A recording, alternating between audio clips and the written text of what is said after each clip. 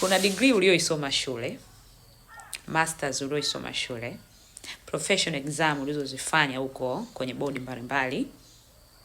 Alafu kuna degree ya kuishi ofisini. Sijui unanielewa? Hey, let's talk about politics za ofisini au sayansi ya ofisini. Jamani, make sure you have it. Sayansi ya ofisini. Hey, yani unatakiwa akili yako isimame. Cheza karata zako vizuri mdogo wangu. Ofisini kuna politics nyingi sana.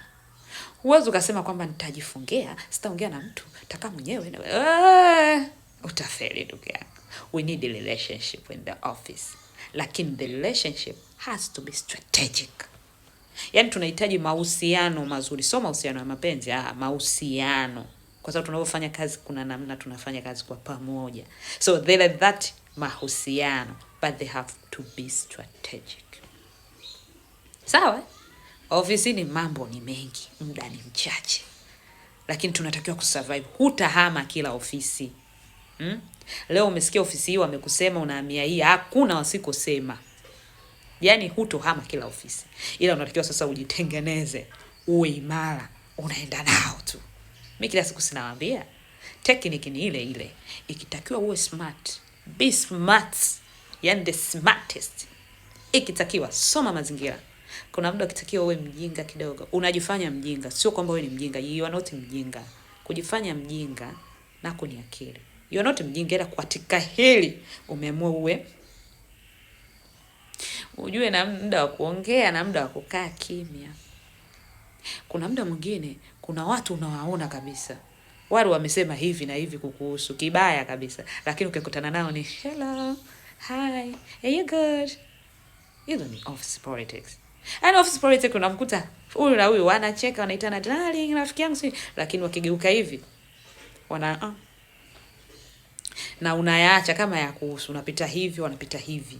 Kwa sababu unajua hata wewe ukitoka the same applied. Isikuumize kichwa, yani don't attach. Yani don't take it personal. Sehemu yoyote ya riziki, sehemu yoyote unaopata ina mambo mengi. Sasa uwezo ukakimbia kila sehemu. Jitengeneze uwe imara, emotionally uwe stable.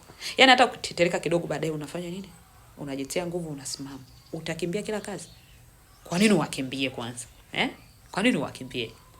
You also have a right to be there. Ndio maana wakakuweka pale. Yani haupo kimakosa, upo pale kwa sababu umeona unatakiwa kuwa pale. Lakini unatakiwa ujifunze namna gani ya kuishi. Na kingine kikubwa, heshimu mabosi zako. Yani heshimu mabosi zako. Kuna baadhi ya ofisi mabosi wana sauti. Almost bosi yote ambaye unashindana naye hawezi kukuona kawaida. Tujichukulie mfano hata sisi wanawake tuna mabinti nyumbani kwetu. Pale binti anapotaka kukuzidi, hata kama binti anajua kupika kukuzidi, afu pale anapozidi kujionyesha kwamba yeye anajua kupika kukuzidi, amepika chakula kitamu, afu baba anauliza hiki chakula kapika nani? Anasema ni mimi. Na we upo pale.